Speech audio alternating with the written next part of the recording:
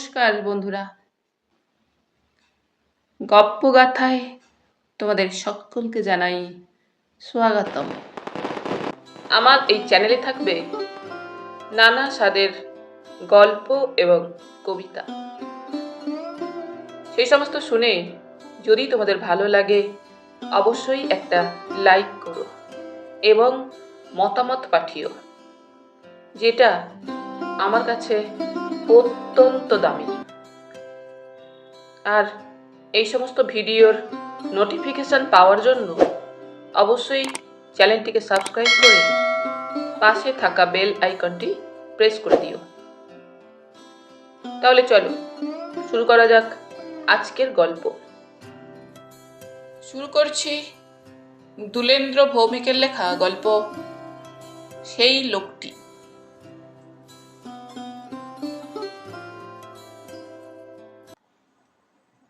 বর্ধমান থেকে রেলে কাটুয়া যাওয়ার পথেই বলগোনা নামে একটা স্টেশন আছে। খুবই ছন্নছাড়া গ্রাম। বাংলা সিনেমায় যেমন নিটোল গ্রাম দেখা যায়, তেমন দ্বারা গ্রাম এটা নয়। এখন বলগোনার চেহারা কেমন হয়েছে বলতে পারবো না। আমি যে সময়ের কথা বলছি তখন দুপাশের ধান ক্ষেতের মধ্যে একটা রেল স্টেশন, মাটির প্ল্যাটফর্ম, তারপর ছোট ছোট কিছু গাছ। প্ল্যাটফর্মের ওপর দোকানপাট বিশেষ নেই। উঁচু প্ল্যাটফর্ম থেকে তরতরিয়ে নিচে নামতে হয়। সেখানে কিছু দোকানপাট আছে। গাড়ি দাঁড়িয়ে থাকে প্ল্যাটফর্মে, আর দুদিকের ধান কাটা মাঠের আল ধরে মাথায় টিনের বাক্স, সুটকেস এসব নিয়ে ছুটে আসে নানা বয়সী পুরুষ ও বউরা। ওরা ট্রেন ধরবে। ট্রেনখানারও যেমন যাওয়ার তাড়া নেই, যারা আসছে তাদের মধ্যেও যেন ট্রেন ধরার তাড়ার ভাবটা কম। অনেকেই ট্রেন থেকে নেমে যাচ্ছে এবং কিছু না কিছু একটা কিনে আবার ট্রেনে উঠছে। সবচেয়ে বেশি বিক্রি হচ্ছে রসগোল্লা। আমি পাশের এক যাত্রীকে জিজ্ঞেস করলুম, দাদা, ব্যাপারটা কি? সবাই রসগোল্লা কিনছে কেন? এখানকার রসগোল্লা কি ভালো? যাকে প্রশ্ন করা হয়েছিল তিনি আমার মুখের দিকে তাকিয়ে প্রশ্ন করলেন, আপনার কি কলকাতায় থাকা হয়? আগে হ্যাঁ। ভদ্রলোক বললেন, আপনার প্রশ্ন শুনেই বুঝতে পেরেছি। কলকাতার রসগোল্লা খেয়েছি। ছানার গোল্লা পাকিয়ে রসের কড়াইতে ভিজিয়ে রাখলে যে রসগোল্লা হয় সেটা কলকাতার রসগোল্লা। আর একরকম হচ্ছে ছানার ছিবড়ে শুধু চিবিয়ে যাও। বলগোনা তেমন রসগোল্লা তৈরি করে না। ঘুমন্ত শিশুর গায়ে মা যেমন করে হাত বুলান, বলগোনার রসগোল্লাও তেমনই 2 আঙুলে তুলে মুখে ফেলুন। আর কিছু করতে হবে না, চিবানোর দরকার নেই। মায়ের হাতের মতো করে জিভ দিয়ে তালুতে একটুখানি চাপ। আহ, পূর্ণ শশী যেন গলে মুখের মধ্যে কল্লোলিত মিষ্টান্ন রসের প্রবাহিত ধারা। আমার ঠাকুরদার শ্রাদ্ধে ঘোষপাড়ার গোপাল ঘোষ সব খাবার পর 112খানা রাজভোগের সাইজের রসগোল্লা খেয়ে সেই যে খাওয়ার আসনেই টলে পড়ল, ওঠার আর ক্ষমতা রইল না।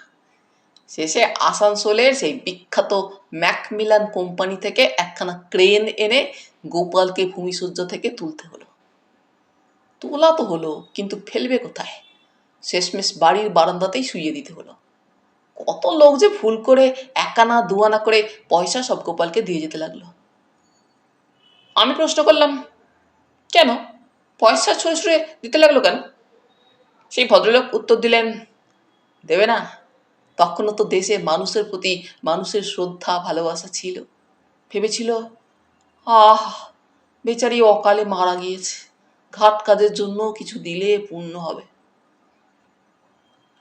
এসব কি সত্যি? ভদ্রলোক খেকিয়ে উঠে বললেন, তাও কি মিথ্যে? এখন আমার বয়স 55। গত সপ্তাহে হরিসভায় ডাবু হাতা, ডাবু হাতা বোঝেন তো? সেই ডাবু হাতার 5 ডাবু হাতা খিচুড়ি খেয়েছি। 5 ডাবু হাতা মানে 2.5 বালতি, আর শুকনো বোঁদে। এই সময় কে একজন একখানি রসগোল্লা নিয়ে গাড়িতে উঠতে উঠতে বললেন, এবার গাড়ি ছাড়বে, ইঞ্জিন এসে গিয়েছে। আমি চমকে উঠলাম, ইঞ্জিন এসে গিয়েছে মানে? বর্ধমান থেকে এতক্ষণ যে গাড়িখানা এলো সে কি ইঞ্জিন ছাড়া? আমি কিছু জিজ্ঞেস করবার আগেই ভদ্রলোক আমার মনের অবস্থা বুঝতে পেরে বলে উঠলেন, ব্যাপারটা অদ্ভুত শোনালেও এ লাইনে এটা মাঝে মাঝে হয়। কিছুক্ষণ চলার পর হঠাৎ করে মূল গাড়ি থেকে ইঞ্জিনটা খুলে যায়। তারপর ভদ্রলোক বললেন, তারপর আর কি, ইঞ্জিন তার মতো সিটি বাজাতে বাজাতে এগিয়ে চলে। এতক্ষণ যে গতিতে এসেছে সেই গতি রেস থাকাতে গাড়িটাও এগিয়ে চলে। তারপর রেস কমে গেলে গাড়িটা থেমে যায়। তারপর ইঞ্জিনটা থামে। এবার ইঞ্জিনটা ব্যাক করতে করতে এসে মূল গাড়ির সঙ্গে আবার যোগ হয়। এই সময় গাড়িতে একটা ছোট ধাক্কা লাগলো। ভদ্রলোক বললেন, ইঞ্জিন লাগলো, এবার আবার চলতে শুরু করবে। আমি কৌতূহলবশত জিজ্ঞেস করলাম, আপনার সঙ্গে পরিচয় হয়ে অনেক কিছু জানতে পারলাম, আপনার নামটা যদি বলেন। আমার কথা শেষ হওয়ার আগেই উনি বললেন, আমিও ঘোষপাড়ার লোক, আমার নাম নেপাল ঘোষ। নামটা নেপাল বলে গোপালের সঙ্গে গোলাবেন না। তবে গোপালদাকে আমি শ্রদ্ধা করতাম, আমি ডাকতাম বড়দা বলে। বড়দা যদি একবার খাবো মনে করতেন তাহলে তাকে রোখে এমন সাধ্যকার। একবার বর্ধমানের মহারাজা তার খাওয়ার খ্যাতি শুনে নিমন্ত্রণ করে খাইয়েছিলেন। সে এক দেখবার মতো ব্যাপার। ডাল ভাত ভাজা মুড়োঘণ্ট খাওয়ার পর 1.5 বিঘত লম্বা 30খানা পাবদা, রুই মাছের পিস 20খানা সাবার করার পর ছোট একটা ঢেকুর তুলে মহারাজার দিকে তাকিয়ে বললেন, দই মিষ্টির কিছু ব্যবস্থা আছে? কে একজন ঠাট্টা সুরে গোপাল ঘোষকে বললেন, এখনই দই মিষ্টির খোঁজ করছেন? এখন তো মাংস দেওয়া হয়নি, কচি পাঁঠার মাংস। গোপাল ঘোষ হাসতে হাসতে বললেন, তা মাংস হাড়িতে না রেখে আমার পাতে দিতে আজ্ঞা হোক। মহারাজা তখন ঘামছেন। একজনকে ফিস ফিস করে বললেন, আবারও ক্রেন আনতে হবে নাকি? সেই একজন ফিসফিসিয়ে উত্তর দিল, খাটিয়া রেডি করা আছে, খাটিয়ায় শুইয়ে কাঁধে করে বাড়ি পৌঁছে দেব। ইতিমধ্যে গোপাল ঘোষের পাতে মাংস দেওয়া শুরু হয়েছে। তখন তো কিলোর মাপ ছিল না, সেদিনকার মাপে আমার বড়দা মাংস খেয়েছিলেন 2.5 সের। তারপর এলো দই আর মিহিদানা। গোপাল ঘোষ দইয়ের হাঁড়ি থেকে খাবলা দিয়ে হাঁড়ির মাঝখান থেকে দই তুলে মুখে দিয়ে ওই খাবলা মারা জায়গায় মিহিদানা ফেলে এমন করে মেখে খেতে লাগলেন যে যেন ডাল দিয়ে ভাত মেখে খাচ্ছেন। এই খাওয়ার দৃশ্য দেখে মহারাজা নাকি সংজ্ঞা হারান। জ্ঞান ফেরার পর বলেছিলেন, শুনেছি গরুর নাকি 4টি পাকস্থলী থাকে। জানতে ইচ্ছে করছে গোপাল ঘোষের কটি পাকস্থলী। কেউ একজন বলেছিলেন, একটিতেই যদি এমন হয় তাহলে 4টি থাকলে গোপাল বোধহয় গোটা বর্ধমান জেলাটাই খেয়ে নিত। নেপাল ঘোষ রেলের জানলা দিয়ে বাইরে তাকালেন। দূরে দূরে ছাড়া ছাড়া কয়টি তাল গাছ দাঁড়িয়ে আছে। ফসল কাটা মাঠের ওপর দিয়ে বয়ে যাচ্ছে বাতাস। লাইনের পাশে নানা রকম গাছ। কোনো কোনো গাছের পাতাগুলো বাড়ির গায়ে লাগছে। কেমন একটা শব্দ উঠছে। এই সময় নেপাল ঘোষ বললেন, আপনি নিশ্চয়ই কাটোয়া যাচ্ছেন, কোথায় উঠবেন? আমি বললাম, স্টেশনে আমার এক লোক থাকবে, বন্ধু, তার বাড়িতেই থাকবো। নেপাল ঘোষ পকেট থেকে একখানা কার্ড বের করে আমার দিকে বাড়িয়ে দিয়ে বললেন, এই কার্ডখানা সঙ্গে রাখুন। বর্ধমান কাটোয়া 2 জায়গাতেই এটা আপনার কাজে লাগতে পারে, এমনকি বল গোনাতেও কাজে দেবে। এক সময় ওই গ্রামে কিছুদিন ছিলাম তো। বর্ধমানের বাসিন্দা হলাম অনেক পরে, পরে কখনো দেখা হলে আরো কথা হবে। আমরা দুজনেই কাটোয়া নেমে গেলাম। স্টেশনে নামার পর বিশেষ কথা হলো না, দুজনে দুদিকে চলে গেলাম। আমারও মনে মনে ইচ্ছে ছিল নেপাল ঘোষের সঙ্গে আবার দেখা হোক। দেখা হওয়াটা অসম্ভব কিছু ব্যাপার নয়, দুজনেই কাটোয়া শহরে রয়েছি। তাছাড়াও ওর দেওয়া কার্ডে কাটোয়ার ঠিকানাও রয়েছে। মনে মনে ভাবলাম, বন্ধুকে সঙ্গে নিয়ে একদিন কাটোয়ার ঠিকানাতেই খোঁজ করে দেখি। উনি তো 10 থাকবেন বলেছিলেন, সেই হিসেবে ওর এখনো কাটোয়াতেই থাকার কথা। দ্বিতীয়বার দেখা হওয়ার আগে বুঝিনি যে তার সঙ্গে দেখা হওয়াটা কতখানি সাংঘাতিক আর আমার পক্ষে কতদূর বিপজ্জনক। এবার সরাসরি ওই ঘটনার দিকে যাওয়া যাক। আমি আর বন্ধু দুজনে মিলে একদিন বেরিয়ে পড়লাম নেপাল ঘোষের খোঁজে। ঠিকানা মতো গিয়ে দেখলাম একখানা সাদা রঙের দোতলা বাড়ি। বাড়ির নিচে দাঁত তোলা ডাক্তারের চেম্বার। দাঁত তোলার জন্য কয়েকজন লোক বসে আছে, আর যাদের দাঁত তোলা হয়ে গিয়েছে তারা ডাক্তারবাবুর চেম্বারের বারান্দায় দেওয়ালে হেলান দিয়ে গালে হাত চাপা দিয়ে বিরক্ত মুখে বসে। আমাকে আর বন্ধুকে দেখে ডাক্তারবাবু বললেন, দাঁত তোলাবেন? আমি বললাম, না, আমি এসেছি নেপাল ঘোষের খোঁজে। ডাক্তারবাবু অবাক চোখে আমার দিকে তাকিয়ে বললেন, অনেকেই তার খোঁজে আসেন, কিন্তু কেউই নাকি তার সন্ধান পান না। আমি তার নাম শুনেছি, কিন্তু কখনো চোখে দেখিনি। কাটোয়ার কেউ দেখেছেন কিনা তা বলতে পারবো না। আমি অবাক হয়ে বললাম, বলেন কি মশাই? বর্ধমান থেকে ট্রেনে করে আসার পথে আমার সঙ্গে আলাপ হলো। তিনি নিজে এই কার্ডখানা দিয়ে বললেন, আবার দেখা হবে। দাঁতের ডাক্তার বললেন, অমন কার্ড অনেককেই দিয়েছেন, এই বাড়িখানা তো তাঁরই। ঠিক মাসের 5 তারিখের মধ্যে ঘর ভাড়া নেওয়ার জন্য তার ভাগ্নে চলে আসেন। ওপরে যান, দেখুন ভাগ্নে কিছু বলেন কিনা। আমি যতদূর শুনেছি। আমি জিজ্ঞেস করলাম, কি শুনেছেন? দাঁতের ডাক্তার মাথা ঝাঁকাতে ঝাঁকাতে বললেন, না না, আমার বলা ঠিক হবে না। উপরে গেলে ভাগ্নের কাছে শুনবেন, অবশ্য তিনি যদি বলেন। ডাক্তার আমাদের নমস্কার জানিয়ে বুঝিয়ে দিলেন, এবার যেন আমরা বিদায় হই। আমরা যদি তখনই নিজেদের ঘরে ফিরে আসতাম, তাহলে কোনো ঝামেলায় জড়াতে হতো না। আমরা নেপালবাবুর সন্ধানে দোতলায় উঠে দরজায় ধাক্কা দিতেই বছর 40-এর একজন লোক বললেন, কি চাই? কোথা থেকে আসছেন? কি চাই? কাকে চাই? যেন বন্দুকের নলে প্রশ্নগুলো ভরা ছিল। এবার নল থেকে গুলির মতো প্রশ্নগুলো আমাদের দিকে ছুটে এলো। আমরা যথাযথ উত্তর দেওয়ার পর ভাগ্নে হঠাৎ লাফিয়ে উঠে বললেন, কার্ড দিয়েছেন? কই দেখি দেখি কার্ডখানা। কার্ডখানা উল্টে পাল্টে কয়েকবার দেখে বললেন, আশ্চর্য, ভারী আশ্চর্যের ব্যাপার। এই জিনিসের ব্যাখ্যা তো সাধারণ বুদ্ধিতে হয় না। আচ্ছা বলুন তো, আমার মেজ মামা অর্থাৎ নেপাল ঘোষ, যিনি আপনাকে এই কার্ড দিয়েছেন, তিনি দেখতে কেমন? আমার বন্ধু আমার চেয়েও অবাক হয়ে তাকালো। আমি যতটা পারলাম নেপাল ঘোষের চেহারার বর্ণনা দিলাম। তার গোটা চেহারার একটাই বৈশিষ্ট্য, তা হলো বাঁ চোখের ভ্রুর ওপর একটা জরুল। আমার বর্ণনা শুনে ভাগ্নে বললেন, অবাক ব্যাপার কি জানেন, আমার মেজ মামা আজ থেকে প্রায় 3 বছর আগে মারা গিয়েছেন। আমি তখন কলকাতায় পিসির বাড়িতে। এই দুঃসংবাদ পেলাম চিঠির মাধ্যমে। এত খেতে পারতেন বলে মামার বিয়ের পাত্রী জুটল না। কেউ ভরসা করে নেপাল মামার হাতে মেয়ে দিতে চাইল না। মেজ মামার দুঃসম্পর্কের জ্ঞাতি দাদা গোপাল ঘোষেরও খাওয়ার খুব নামডাক ছিল। বিয়ের পর একবার জামাই ষষ্ঠীতে এমন খেয়েছিলেন যে সেই খাওয়া দেখে গোপাল ঘোষের শ্বশুর দ্বিতীয়বার জামাই ষষ্ঠী পর্যন্ত বাঁচেননি। তার আগেই দেহ রেখেছিলেন। আর আমার মেজ মামার মৃত্যু হয়েছিল কিন্তু খেতে খেতে, একেবারে অন স্পট। আমি বললাম, সেটা কেমন? ভাগ্নে বললেন, নিজের চোখে দেখার তো সুযোগ হয়নি।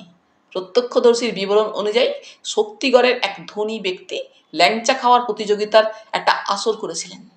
খাইয়ে হিসেবে যাদের নাম ছিল তাদের নিমন্ত্রণ পত্র পাঠানো হয়েছিল। তাছাড়া অনেক লোক এসেছিলেন। একজন প্রতিযোগী তো ল্যাংচার সাইজ দেখেই প্রতিযোগিতা তাকে নাম প্রত্যাহার করে নিয়েছিলেন। শিল নোড়ার নোড়াটা থাকে, যা দিয়ে বেটে মশলা গুঁড়ো করা হয়, সেই বৃহৎ নোড়ার মতো মোটা এবং অনেকটা লম্বা। এমন ল্যাংচা দেখা যায় বীরভূমে জয়দেবের মেলায় কেন্দু বিলবুতে। সেই ল্যাংচা 32টা খেয়ে 33টা তুললেন, কিন্তু মুখে দেওয়ার আগেই তিনি ঢলে পড়লেন ল্যাংচার থালায়। 32খানা ল্যাংচা খেয়ে প্রথম হলেন বটে, কিন্তু প্রথম পুরস্কার হিসাবে একটা সোনার ল্যাংচা তিনি আর হাতে করে নিতে পারলেন না। সেই মেজ মামার সঙ্গে আপনার দেখা হলো, ভাবা যায়? ভাগ্নে চুপ করে একটু ভাবলেন, বললেন, আপনারা থাকেন কোথায়? আমি বললাম, আপাতত দিন কয়েক বন্ধুর বাড়িতে আছি। আমার স্থায়ী বাসস্থান কলকাতার কাছে লেক টাউনে। ভাগ্নে বললেন, ঠিক আছে, তাতেই হবে। আমরা চলে এলাম। শেষ দুপুরে গাড়ি করে অনেক পুলিশ সহ একজন অফিসার এলেন। আমরা তো অবাক। সেই অফিসার দুজন পুলিশ নিয়ে দরজায় দাঁড়িয়ে আমাদের নাম জিজ্ঞেস করলেন। আমাদের নাম জানার পর বললেন, আমার সঙ্গে থানায় চলুন। এবার আমি একটু কর্কশ গলায় বললাম, থানায় যাব মানে? আমাদের থানায় নিয়ে যাওয়ার কোনো বৈধ কারণ কি আপনার কাছে আছে? পুলিশ অফিসার বললেন, সবসময় তা থাকে না। আপনারা কিন্তু খুব বিপদের মধ্যে আছেন, আমাদের ভুল বুঝবেন না। আমরা আপনাদের সাহায্য করতে চাই। আমি আর বন্ধু দুজনেই দুজনের দিকে তাকালাম। তারপর থানায় গিয়ে যা শুনলাম তা অতি ভয়ঙ্কর। ট্রেনের কামরায় যে নেপাল ঘোষের সঙ্গে আমার আলাপ হয়েছিল, সে আসলে নেপাল ঘোষ নয়। নেপাল ঘোষের যমজ ভাই কিষাণ ঘোষ, ছেলেবেলা থেকেই কুসঙ্গে মিশে ছেলেটা বিগড়ে গিয়েছিল। একসময় বাবা তাকে বাড়ি থেকে তাড়িয়ে দেন। সে তখন একে ওকে ধরে এদেশ থেকে ছোট ছোট ছেলেদের বাইরে পাঠাবার কাজ করে। সমস্ত ব্যাপারটাই করে নেপাল ঘোষের নামে। সত্যিকারের নেপাল ল্যাংচা খাওয়ার আসরে মারা যাওয়ার পর কিছুদিন গা ঢাকা দেয়। পরে অন্য দলের হয়ে পুরাতত্ত্বের জিনিসপত্র চুরি করে বিদেশে পাচার করার ব্যবসা শুরু করে। বর্ধমান থেকে সোনার বিষ্ণুমূর্তি, কাটোয়া থেকে অষ্টধাতুর শিবলিঙ্গ এবং আরও অনেক জিনিস সে পাচার করেছে। এবার কাটোয়ায় এসেছে এখানকার চৌধুরী বাড়িতে। বাড়ি তো নয়, প্রাসাদ। সেই প্রাসাদ থেকে নবরত্নে শোভিত দুর্গামূর্তি চুরি করার জন্য। দুর্গার শরীরে যা অলংকার আছে, অসুরের গায়েও কম কিছু নেই। দুর্গার গোটা শরীরটাই রূপো আর সোনায় তৈরি। তাছাড়া হিরে, মুক্তো, প্ল্যাটিনাম প্রভৃতি যা যা আছে বাজারে, তার দাম কয়েক কোটি টাকা। চৌধুরী বাড়ির পিছনে একটি খাল আছে। ওই খাল দিয়ে ডিঙি করে সহজেই পালানো যায়। কিন্তু মুশকিল হয়েছে, দুর্গা মূর্তি তো ছোট্টটি নয়, তাকে পকেটে করে নিয়ে যাওয়া যাবে না। 10 হাতের অস্ত্রগুলো খোলা যাবে না। আমি বললাম, এই ব্যাপারে আমরা কি করতে পারি? পুলিশ অফিসার বললেন, সাহায্য। কিষান ঘোষ জানে আপনারা তার আসল পরিচয় জানেন না। আপনি আজ রাতে চৌধুরী বাড়ির অতিথি হবেন। সব আমরা ঠিক করে রাখব। কিষান জানবে আপনি রাতে চৌধুরী বাড়ির দুর্গা মন্দিরে থাকবেন। সে অবশ্যই আপনার সঙ্গে যোগাযোগ করবে। মধ্যরাতের আরতি দেখবার অছিলায় সে আপনার সঙ্গে থেকে যেতে চাইবে। আপনি আপত্তি করবেন না। ওর অন্য লোকগুলো থাকবে ডিঙিতে। আমার ফোর্স ওখানে গা ঢাকা দিয়ে থাকবে। আপাতত এই পর্যন্ত। পরের ব্যাপার অবস্থা বুঝে ব্যবস্থা। আমি বললাম, নকল নেপাল ঘোষ অর্থাৎ কিষানকে কোথায় পাবো? পুলিশ অফিসার বললেন, সেও একটু পরে আপনাকে খুঁজবে। আপনি এখন থেকেই খোঁজ শুরু করুন। থানা থেকে বেরিয়ে আসার সময় বন্ধু বলল, মনে হচ্ছে লোকটা চৌধুরী বাড়ির আশেপাশেই থাকবে। আমরা ওই অঞ্চলেই ঘোরাফেরা করি। বন্ধুর কথা মতো চৌধুরী বাড়ির প্রধান ফটকের কাছে এসে দেখা গেল একটি ছোট্ট চায়ের দোকান। মন্দিরের মাথায় জ্বলছে আলো। চায়ের দোকানের ভিতরটা ভালো করে দেখবার জন্য ঢোকার পরেই যে ঘোলাটে অন্ধকার ছিল, তার ভিতর থেকে কেউ বলে উঠল, কাউকে খুঁজছেন নাকি? আমরা দুজনেই তাকালাম। অস্পষ্ট আলোয় আমার চিনতে অসুবিধা হলো না। আমি বললাম, আপনাকেই তো খুঁজছি, বিশেষ কথা আছে। এবার কিষান ঘোষ উঠে সামনে এলো। দুজনের দিকে তাকিয়ে বলল, এনি প্রবলেম? আমি বললাম, তেমন প্রবলেম কিছু নয়। এসব জায়গায় তো নতুন আসা। বন্ধুর মুখে শুনেছি এখানকার নবরত্ন দুর্গামূর্তি নাকি দারুণ দেখতে। মধ্যরাতের আরতিও দেখবার মতো। কিষান ঘোষ বলল, সবই সত্যি, কিন্তু দেখবার অনুমতি পাওয়াই তো কঠিন। বন্ধুটি বলল, অনুমতির ব্যবস্থা আমি করব, কিন্তু আপনাকে কোথায় পাবো? কিষান বলল, আপনারা রাত 8টার মধ্যে এলে এই চায়ের দোকানে পাবেন। দোকান বন্ধ থাকবে, কিন্তু ঝাঁপে পরপর 3টে টোকা দিলে আমি বেরিয়ে আসবো ঠিক 8টায়। আমরা সেই খবরটা থানায় অফিসারকে জানিয়েছিলাম। ভাগ্যিস জানিয়েছিলাম, না হলে 3টে টোকার পর 2টি গুলিতে দুজনে খতম হয়ে যেতাম। আমরা ঠিক 8টার পর 3টে টোকা দেওয়ার পর দরজা খুলে কিষান ঘোষ এবং আরো কয়েকজন আমাদের দিকে গুলি চালাবার আগেই আমাদের পিছন থেকে পুলিশ গুলি চালালো। গুলি খেয়ে কিষান পালাবার চেষ্টা করেছিল। পুলিশের আরেকটা গুলি তার ডান পায়ে লাগতেই কিষান হুমড়ি খেয়ে মাটিতে পড়ে গেল। অন্যরা গুলি খেয়ে কাতরাচ্ছে। ঠিক সেই সময় চৌধুরী বাড়ির দুর্গা মন্দিরে শঙ্খ বাজছে। তাহলে বন্ধুরা, আজ এখানেই শেষ করলাম। আবার ফিরবো পরের পর্বে। তোমরা সকলে খুব খুব ভালো থেকো। ধন্যবাদ।